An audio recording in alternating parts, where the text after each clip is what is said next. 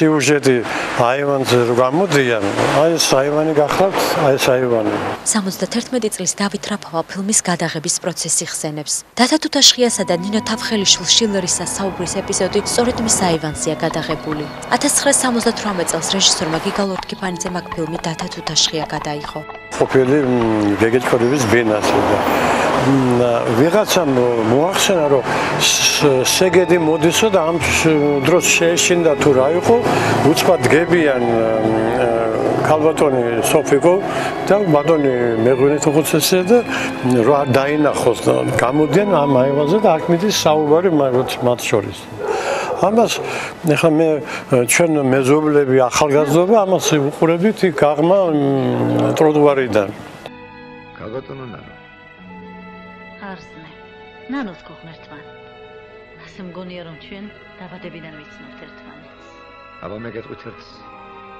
რაღაც სულ სხვანაირი პატივისცემა მაქვს თქვენი. და თქვენობით რომ მაგმართავთ სიამოვნებს ძალიან. სხვათა შორის ამ სახში მარტო ეს კი არ არის გადაღებული, მიზანია თუ გახსოვთ ისიც გადაღებულია.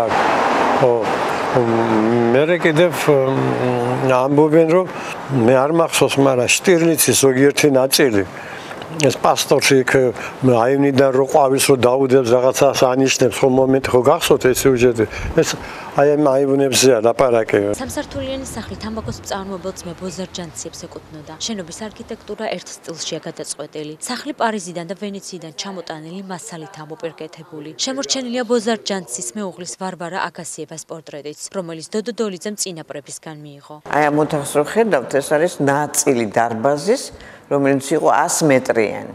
აგერ რადიატორები კი ბატონო, და შეერჩა რაღაცნაირად.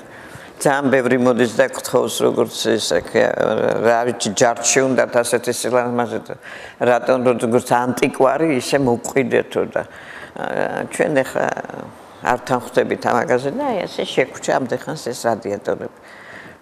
ეს სახელურები, კარები, ეს ყველაფერი იმდროინდელი არის. თბილისის მერიამ 1915 წელს ძმე ბოზარჯანცივების სახლს სპეციალური არქიტექტურული პრემია საუკეთესო ფასადი მიანიჭა. ამ მარმარილოს თავზე იყო ქალის პატარა ეს გამოსახულება ესე გაკეთებული მარმარილოს, მაგრამ ეს 25 წელი წინათ ეს მოიპარეს და აი ეს მე ჩვენ აღვადგინეთ, აი ეს ჩვენ თვითონ გავაკეთეთ, ეს სულ 1 წელი გაკეთებულია ეს რასაც ხედავთ. ჭანქაძის ნომერ 12-ში მდგარი შენობა მოდერნის ერთ-ერთი საუკეთესო მაგალითია. ამ შენობაში 21 ოჯახი ცხოვრობს. შენობა, რომელმაც საუკუნეს გაუძლო მნახველს ძველი თბილისის ეპოქაში აბრუნებს.